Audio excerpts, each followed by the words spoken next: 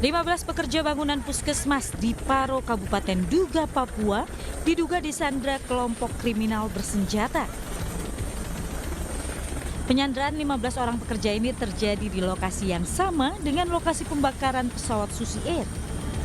Tim gabungan TNI Polri telah diterjunkan ke lokasi untuk mengevakuasi 15 pekerja tersebut.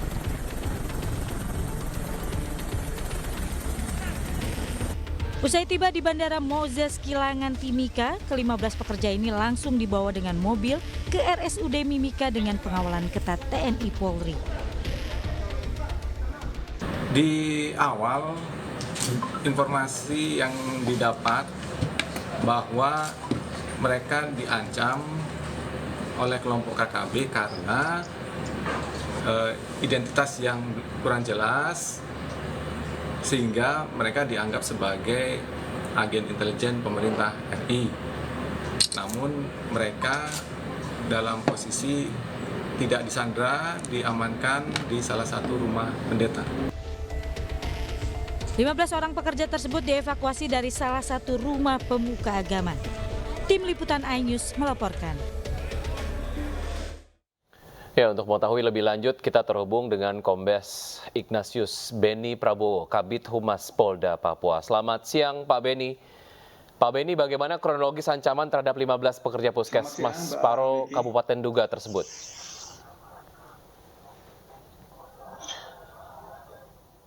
Bisa diulangin? Ya, dapat Anda jelaskan mengenai kronologis ancaman terhadap 15 pekerja puskesmas Paro, Kabupaten Duga tersebut, Pak Beni?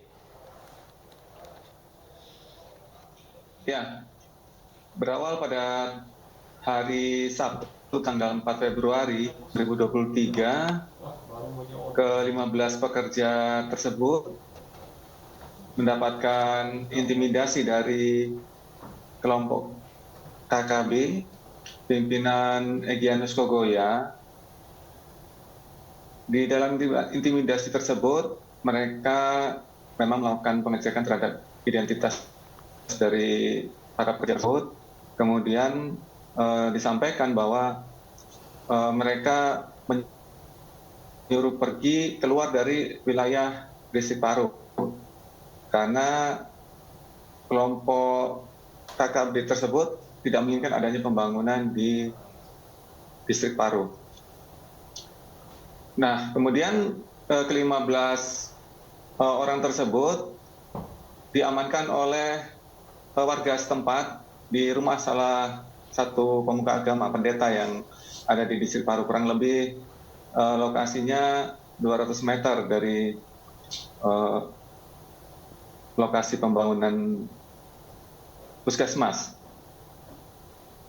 Kemudian mereka berjalan kurang lebih 9 km ya, dengan melalui jurang dan bukit-bukit, kurang lebih 2 hari 1 malam hingga ke tempat yang aman di sekitar gunung atau di Gunung Wea, ya, bersama dengan 5 warga setempat yang membantu mereka untuk berjalan, dan disitulah lokasi dari evakuasi ke-15 orang tersebut oleh tim gabungan dari TNI Polri dan Satgas Damai Karten.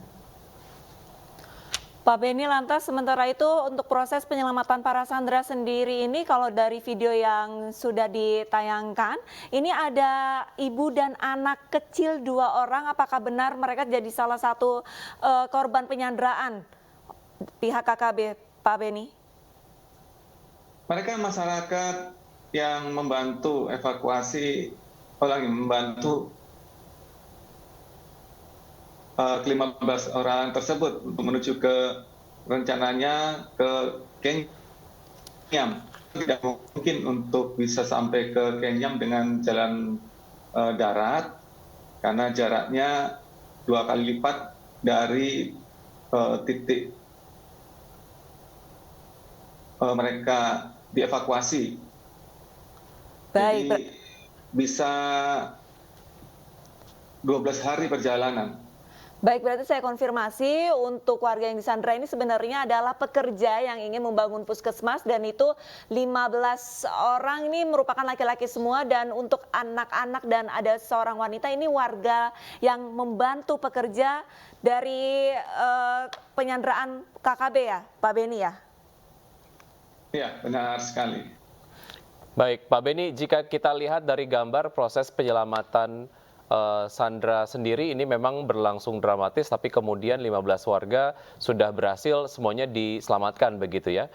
Lalu kita ke hal lain ataupun mungkin kasus lain. Bagaimana dengan nasib awak pesawat Susi Air, Pak Beni? Sejauh ini seperti apa update-nya?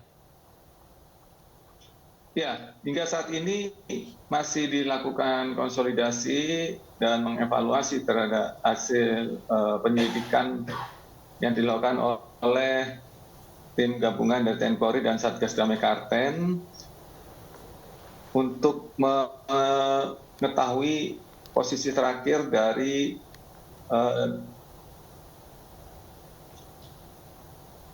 deteksi yang sudah dilakukan kemarin. Karena memang kita harus menjamin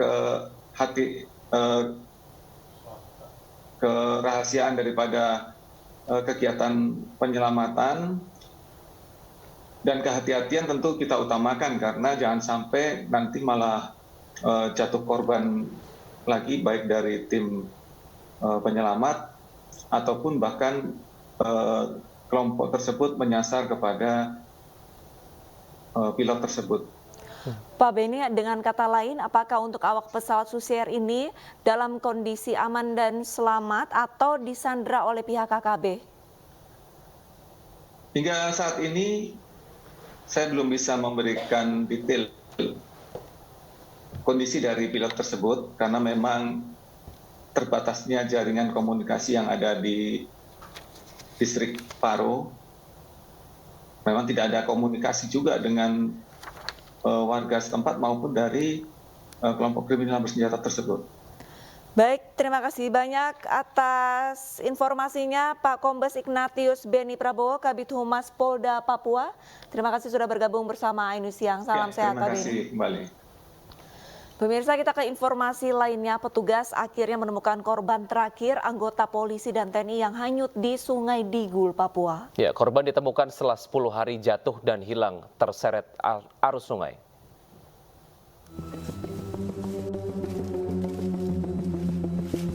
Selama 10 hari polisi menyusuri Sungai Digul di Papua. Upaya ini dilakukan guna mencari rekan-rekan mereka yang hilang terbawa arus sungai. Pencarian tidak hanya dilakukan dengan berjalan kaki namun juga menggunakan mobil dan perahu. Korban terakhir pun ditemukan. Bribtu Yohanes Matius ditemukan tidak bernyawa di distrik Kawagit Bovendigul, Papua Selatan. Kemudian pada pukul 15:29 waktu Indonesia bagian timur mendapatkan informasi bahwa telah ditemukan jasad seorang laki-laki yang hanyut di Kali Digul dan diamankan di distrik Kawagit, Kabupaten Bovendigul. 4 aparat TNI dan Polri hilang di Sungai Digul. Para korban tewas ditemukan terpisah yakni Pratu Ferdian, Bribda Risman, Bribda Steven Radokir, dan terakhir ditemukan Bribtu Yohanes Matius. Pada 28 Januari lalu, jembatan Sungai Digul di Pegunungan Bintang putus. 4 korban jatuh ke sungai saat berpatroli di pos perbatasan. Dari Jayapura, Papua, Freddy Dumboba, iNews melaporkan. Dituduh akan menculik anak, 5 pria asal Garut, Jawa Barat dikeroyok warga di Kabupaten Musi Rawas Utara, Sumatera Selatan. Namun kelima korban pengeroyokan mengaku hanya berdagang jaket kulit. Dalam video amatir terekam aksi warga yang termakan isu penculikan anak sedang mengamuk dan merusak kendaraan milik korban pada Senin siang. Warga bahkan menjarah barang-barang korban seperti jaket kulit, pakaian, dan celana yang ada di dalam mobil. Kelima pria asal Garut itu sempat diamankan ke kantor kepala desa setempat, namun setelah diselidiki aparat kepolisian, kelimanya memang hanya berniat berdagang dan tidak terbukti akan melakukan penculikan. Selanjutnya pihak perangkat desa mengajukan perdamaian dan akan bertanggung jawab atas kerusakan serta kerugian yang ditimbulkan.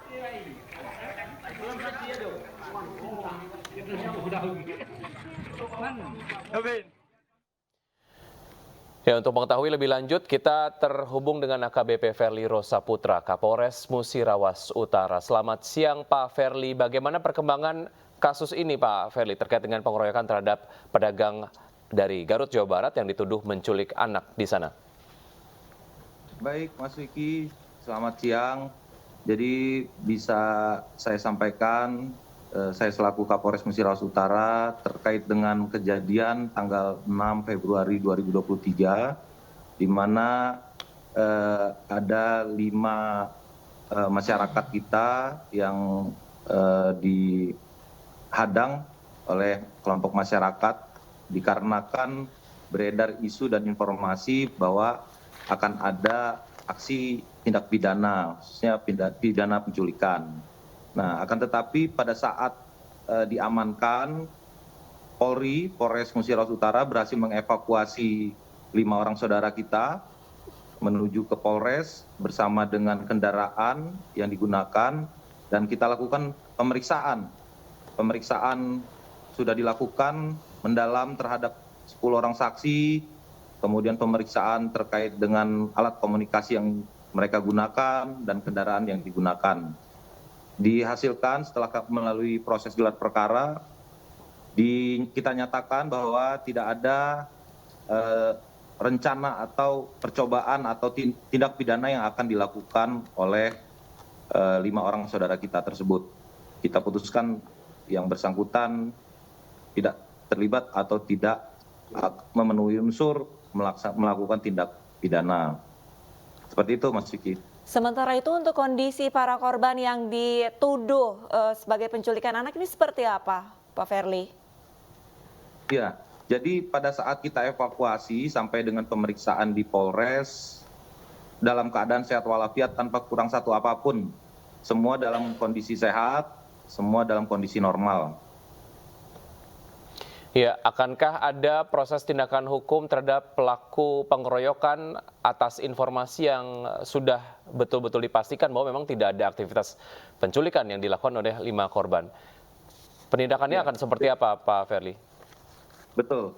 Jadi mendasari kegiatan kemarin bahwa dari 5 saudara kita yang ada di Polres yang sudah dilakukan pemeriksaan dan dinyatakan tidak bersalah, ada perbincangan atau mediasi, ada keinginan dari seluruh kepala desa dan camat meminta maaf atas kejadian tersebut dan bertanggung jawab untuk memberikan bantuan kemanusiaan atas kerugian yang diberikan. Sampai saat ini kita terus memonitor, hasilnya positif, diterima baik oleh kelima saudara kita yang saat ini ada di Polres. Pergantian dan bantuan kemanusiaan sudah diberikan oleh pihak pemerintah, kecamatan, dan kepala desa. Dan memang apabila kemudian ada tuntutan lebih lanjut, kami siap memprosesnya. Baik, sudah ada perjanjian ataupun kesepakatan dan para korban juga sudah mendapatkan bantuan kemanusiaan. Terima kasih banyak atas waktunya sudah bergabung bersama Ainus Siang, Bapak AKBP Ferli Rosa Putra selaku Kapolres Musirawas Utara. Salam sehat, Pak Ferli. Baik, dan pemirsa, WNI Nia Marlinda dan anaknya ditemukan meninggal dunia di antara reruntuhan gedung apartemen di Hatay, Turki. Informasi selengkapnya akan kami hadirkan usai jeda.